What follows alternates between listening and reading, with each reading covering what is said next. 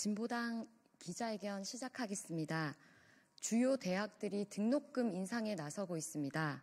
등록금 인상 문제에 대한 진보당 입장을 청년진보당 전국대학생위원회 박태훈 준비위원장이 나와 발표하겠습니다.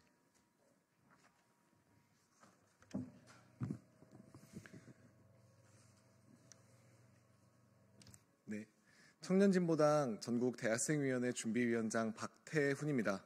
기자회견 입장 낭독하겠습니다. 대학가의 등록금 인상 규탄합니다. 막무가내 등록금 인상이 아니라 고등교육 재정과 사학재단 역할을 확대해야 할 때입니다. 사립대학의 등록금 인상 시도가 선을 넘었습니다. 고려대와 연세대, 경희대 등 많은 학교들이 교육부가 설정한 등록금 법정 인상 한도인 5.49%를 꽉 채운 인상안을 제출하고 있습니다. 한성대를 제외한 서울 사립대학들은 이미 인상을 확정했거나 인상을 추진하고 있습니다.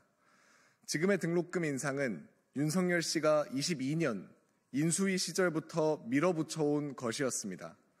규제개혁을 통한 대학 자율 확대라는 이름으로 등록금 인상에 군부를 짚었고 이를 이주호 장관이 추진해왔습니다.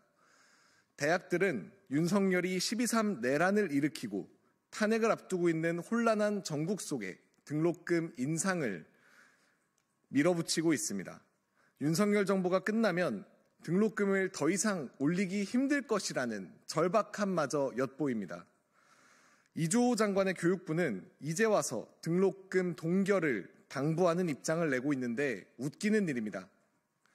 이미 23년도에도 17개 대학이 인상됐고 24년도에도 26개 대학이 등록금을 인상했습니다. 그동안 교육부가 사립대학을 통제할 대책을 세우지 않은 직무유기입니다. 등록금 인상을 추진하는 이유로 빠짐없이 14년째 동결된 등록금을 이야기하고 있습니다. 그러나 14년 전에도 이런 높은 수준의 등록금을 받았다는 게 문제의 본질입니다. 등록금과 경제적 고통 때문에 매년 240명 이상의 대학생이 자살로 생을 마감했던 게 고작 14년 전이라는 말입니다. 등록금에만 의존하는 재정 구조를 14년 동안 바꾸지 못한 대학 본부와 사학재단, 정부가 책임져야 할 문제를 왜 학생과 학부모에게 떠넘기는 것입니까? 사립대학 등록금의 의존성 문제는 어제 오늘 일이 아닙니다. 14년 동안 동결된 등록금에도 불구하고 사립대학 학부 평균 등록금은 약 745만 원으로 OECD 회원국 7위에 달합니다. 등록금 의존율은 여전히 50%가 넘고 있습니다. 이것은 고등교육에 대한 정부 지출 비중이 OECD 평균에 크게 못 미치는 것, 그리고 사립대학 사학법인의 법정 부담금을 제대로 내지 않는 대학이 84.6%에 이르는 것이 그 이유입니다.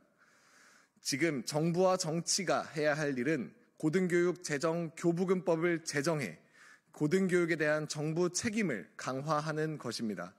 또한 사학재단이 적립금을 수천억씩 쌓아놓고 있는 현실을 바꿔야 합니다.